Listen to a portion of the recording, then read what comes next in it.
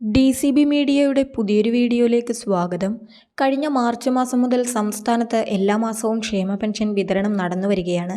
ഉപതിരഞ്ഞെടുപ്പിൻ്റെ എല്ലാം പശ്ചാത്തലത്തിൽ നവംബർ 6 തീയതി മുതൽ സംസ്ഥാനത്ത് ഒരു ഗഡു ക്ഷേമ പെൻഷന്റെ വിതരണവും നടന്നിരുന്നു. ഏകദേശം 55 ലക്ഷം പേരുടെ ബാങ്ക് അക്കൗണ്ടുകളിലേക്കും കൈകളിലേക്കും നവംബർ മാസത്തിലെ പെൻഷൻ ലഭിക്കുകയും ചെയ്തു. എന്നാൽ ഇപ്പോൾ ഉപതിരഞ്ഞെടുപ്പുകൾ കഴിഞ്ഞതിനാൽ ക്ഷേമ പെൻഷൻ ലഭിക്കുന്നവരിൽ ഒരു വിഭാഗം പേർക്ക് കർശനമായ പരിശോധനകൾ നേരിടേണ്ടി വരും. പലരും പെൻഷൻ പട്ടികയിൽ നിന്നും പുറത്താകും. ഇതുൾപ്പെടെ ക്ഷേമ പെൻഷനുമായി ബന്ധപ്പെട്ട പ്രധാന ഇൻഫർമേഷനുകളാണ് നിങ്ങളുമായി ഷെയർ ചെയ്യുന്നത്. ചാനൽ ആദ്യമായി കാണുന്നവർ സബ്സ്ക്രൈബ് ചെയ്യുക. വീഡിയോ ഇഷ്ടമായാൽ ലൈക്ക് ചെയ്ത് സപ്പോർട്ട് തരിക. നമ്മുടെ സംസ്ഥാനത്ത് 2 ആഴ്ച കാലയളവിൽ 2 ഗഡു ക്ഷേമ പെൻഷനാണ് സർക്കാർ വിതരണം ചെയ്തത്. ഒക്ടോബർ മാസത്തെ ക്ഷേമ പെൻഷൻ ഒക്ടോബർ 25 തീയതി വിതരണം ആരംഭിച്ചിരുന്നു. അതിന്റെ വിതരണം പൂർത്തിയാകുന്നതിന് മുൻപേ തന്നെ നവംബർ 1 തീയതി ഒരു ഗഡു ക്ഷേമ പെൻഷൻ കൂടി സർക്കാർ പ്രഖ്യാപിച്ചു. നവംബർ 6 തീയതി അതിന്റെ വിതരണം ആരംഭിക്കുകയും അക്കൗണ്ടുകളിലേക്കും കൈകളിലേക്കും എത്തുന്നവർക്ക് തുക ലഭിക്കുകയും ചെയ്തു. എന്നാൽ നിരവധി പേർക്ക് ഈ തുക ലഭിക്കാതെ പോയിട്ടുണ്ട്. അതായത് നമ്മൾ പോലും അറിയാതെ നമുക്ക് ലഭിക്കുന്ന ആനുകൂല്യം തടസ്സപ്പെടുകയാണ്. പെൻഷനുമായി ബന്ധപ്പെട്ട എല്ലാ വിവരങ്ങളും അറിയുവാൻ സാധിക്കുന്ന വെബ്സൈറ്റാണ് സേവന പെൻഷൻ വെബ്സൈറ്റ്. ഈ സേവന പെൻഷൻ വെബ്സൈറ്റിൽ ആധാർ നമ്പറോ പെൻഷൻ ഐഡിയോ ഉപയോഗിച്ച് നമുക്ക് സ്റ്റാറ്റസ് ചെക്ക് ചെയ്യാം. ഇത്തരത്തിൽ സ്റ്റാറ്റസ് പരിശോധിക്കുമ്പോഴാണ് മസ്റ്ററിംഗ് ഉൾപ്പെടെയുള്ള കാര്യങ്ങൾ ചെയ്തിട്ടില്ലെന്നും വിധവാ പെൻഷൻ വാങ്ങുന്നവരും അവിവാഹിത പെൻഷൻ വാങ്ങുന്നതുമായ സ്ത്രീകൾ നോൺ റീമാരേജ് സർട്ടിഫിക്കറ്റ് പോലുള്ള രേഖകൾ ഹാജരാക്കിയിട്ടില്ല എന്നും അറിയുവാൻ കഴിയുന്നത്.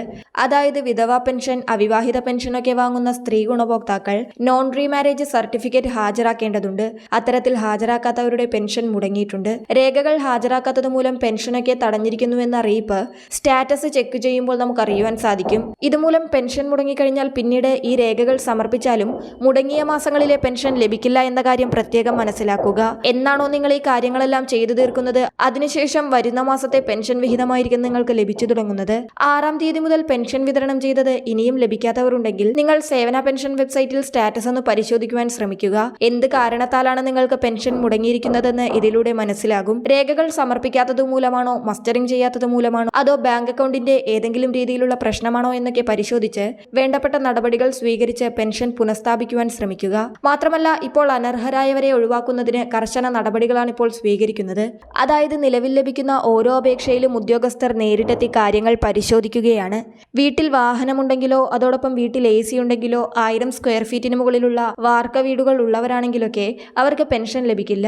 മാത്രമല്ല, പെൻഷൻ ഗുണഭോക്താവിന്റെയും കുടുംബാംഗങ്ങളുടെയും ഉൾപ്പെടെയുള്ള ജോലി വിവരങ്ങളൊക്കെ പരിശോധിച്ച ശേഷമായിരിക്കും ഈ വ്യക്തി പെൻഷൻ വാങ്ങുവാൻ അർഹനാണോ എന്ന് നിശ്ചയിക്കുന്നത്. അതായത് ഈ വിഭാഗത്തിൽപ്പെടുന്നവർക്ക് പെൻഷൻ വാങ്ങുവാൻ അർഹതയില്ല. അതോടൊപ്പം കുടുംബവാർഷിക വരുമാനം 1 ലക്ഷത്തിൽ താഴെയുള്ളവർക്കാണ് പെൻഷൻ നൽകി വരുന്നത്. അതിനാൽ തന്നെ അനർഹമായ ആനുകൂല്യം കൈപ്പറ്റുന്നവരെ ഒഴിവാക്കുകയും അർഹതയുള്ളവർക്ക് മാത്രമായ ആനുകൂല്യം കൃത്യമായി വിതരണം ചെയ്യുകയും ചെയ്യുന്ന നടപടികളിലേക്കാണ് സർക്കാർ കടക്കുന്നത്. ഇതിന്റെ പശ്ചാത്തലത്തിലാണ് ഇപ്പോൾ പരിശോധനകളൊക്കെ നടക്കുന്നത്. പുതുതായി പെൻഷൻ പദ്ധതിയിലേക്ക് അപേക്ഷ വെച്ച് അംഗമാകുവാൻ ശ്രമിക്കുന്ന 60 വയസ്സ് കഴിഞ്ഞവർക്ക് കർശന പരിശോധന നേരിടേണ്ടി വരും. ഉദ്യോഗസ്ഥർ നേരിട്ടെത്തി ഈ പരിശോധനകൾക്കെല്ലാം ഒടുവിലായിരിക്കും വ്യക്തിയുടെ അർഹത നിർണയിച്ച് പെൻഷൻ പദ്ധതിയിലേക്ക് അംഗമാക്കുന്നത്. ഇനി കേന്ദ്രവിഹിതം വാങ്ങുന്നവർക്ക് തുടർച്ചയായി അത് മുടങ്ങിയിട്ടുണ്ടെങ്കിൽ നിങ്ങൾ നിങ്ങളുടെ പഞ്ചായത്തുമായി ബന്ധപ്പെട്ട് വേണ്ടപ്പെട്ട നടപടികൾ സ്വീകരിക്കാൻ ശ്രദ്ധിക്കുക. വളരെ പ്രധാനപ്പെട്ട ഇൻഫർമേഷൻ നിങ്ങൾ മറ്റുള്ളവർക്ക് കൂടി ഷെയർ ചെയ്യുക.